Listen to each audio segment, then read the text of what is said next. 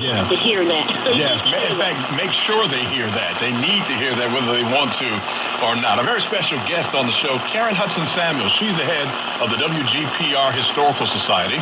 They are partnering with the Detroit chapter, NABJ, National Association of Black Journalists, to put on a very special panel discussion this coming Saturday, 10 o'clock, Detroit Historical Museum. The question: how was the media coverage in 1967 in Detroit? If you have questions or comments, call us 313-209-9000, 313-209-9000.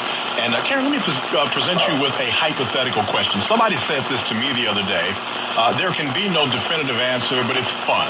And so I got to ask you, they said, can you imagine, Cliff, what would have happened in 1967 if we had cell phones and cameras and social media like we do now? How do you think that would have changed the coverage or maybe even the entire tone of that disturbance in 1967? I think it would have been one where people are reacting very quickly to an immediate situation.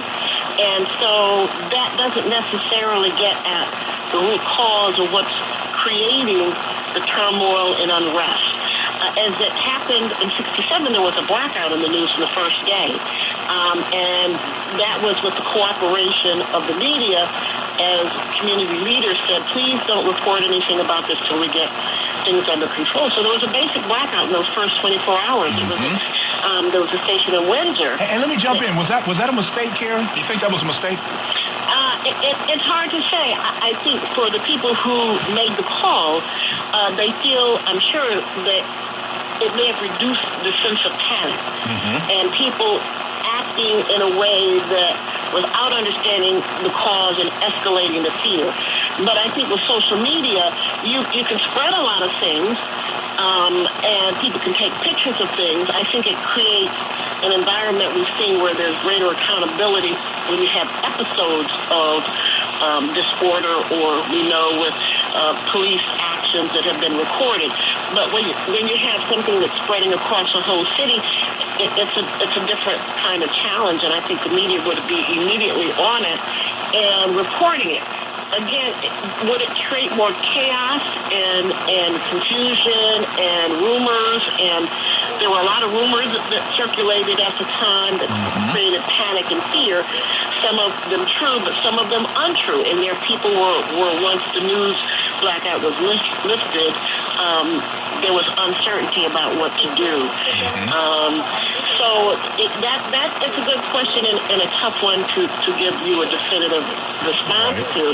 Other than we know the immediacy of Facebook, Instagram, any kind of social media software and hardware will put things out very quickly. Yeah, that's an immediate response, and what to do next and how to know what's true and accurate becomes very or what's a rumor very hard to judge, and journalists have to just stay ahead of it. So that's a challenge. How to quell the panic and say, okay, this is what's happening, and that includes also law enforcement and the governing bodies of the city and the mayor and the police chief. I think we concluded in the discussion I had is that had you had social media back in 67 and cell phones and cameras, there probably would have been less death, because a lot of those Michigan National Guard who were, in some places just randomly shooting people would have been more aware that they would have been caught and put on camera.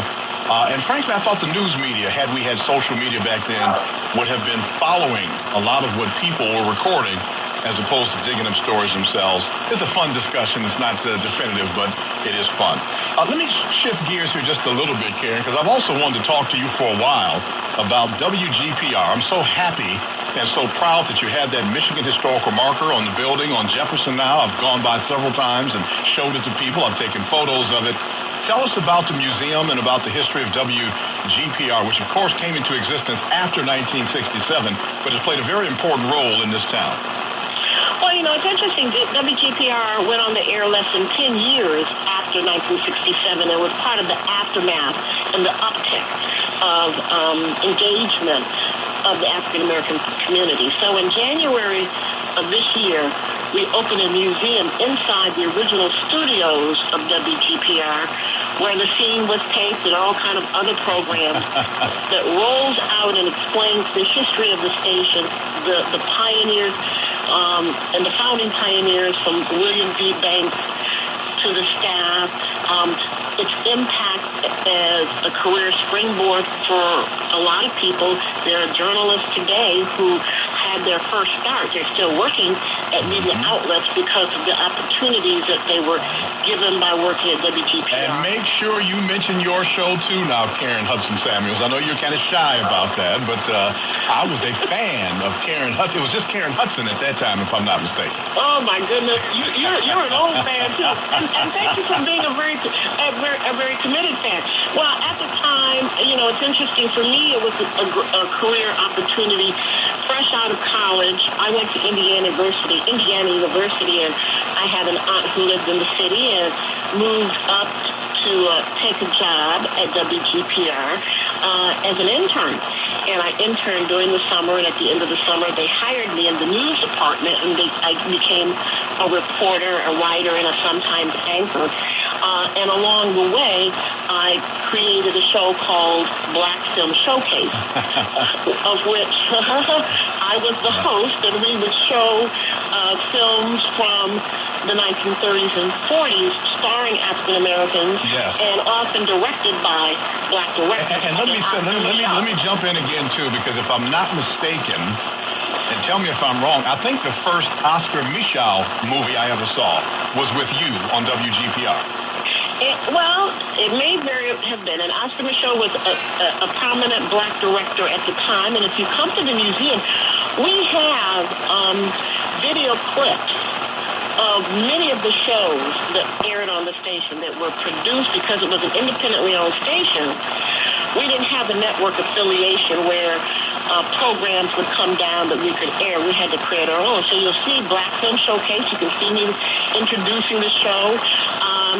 One of our nationally prominent people who made it their careers at Channel 62 has her show Strictly Speaking.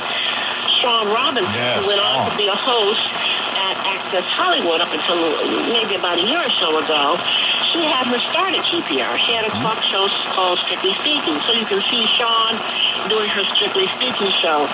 The station also had 5 different ethnic programs that they aired. And a lot of people aren't aware of that. So you can see clips of a Polish dance show. There was a Greek talk show. And the city was the first in this market to air an Arab language program. Yes. I recall all of that. Right. All of those. There are 2 things, and not to cut you off, but there are 2 shows that I've got to talk about more. One was the news, because with Daryl Wood, and I believe, was it Susan Fowler? Big City News? Big City News was probably the best newscast in town. I don't know if everybody was aware of that, but WGPR's news with Susan Fowler and Daryl was better than the news on 2, 4, and 7, and I'll tell anybody that. Well, I'd like to hear I would agree. I'd like to hear your explanation. One of the things Big City News did, because when I left the station after 6 years, I was news director. And one of the things we covered was international news, which most local news stations don't do in their broadcast. But it was also the time when countries in Africa were seeking independence. And so we would cover things that were going on in those countries. And we also had a national news segment, and of course sports and weather and so forth, and local news and community news. So we try to have a very well-rounded kind of approach to the news that might have been more reflective of national news rundown than a local news rundown. It was just local. We did have the national and global perspective. And there were a lot of people who had those anchor chair seats, and Daryl Woods and Susan Fowler was certainly among them. Whatever happened to Susan Fowler? Susan Fowler, this is another thing. If you come to the museum, Mr. Russell, I love how you slide that plug in there. I love it. Well, in putting all of this together, we reached out and made connections with as many people as we could who had had a role and part of, the alumni, as we called them. And we reached a lot of them, and Susan Fowler was one of them.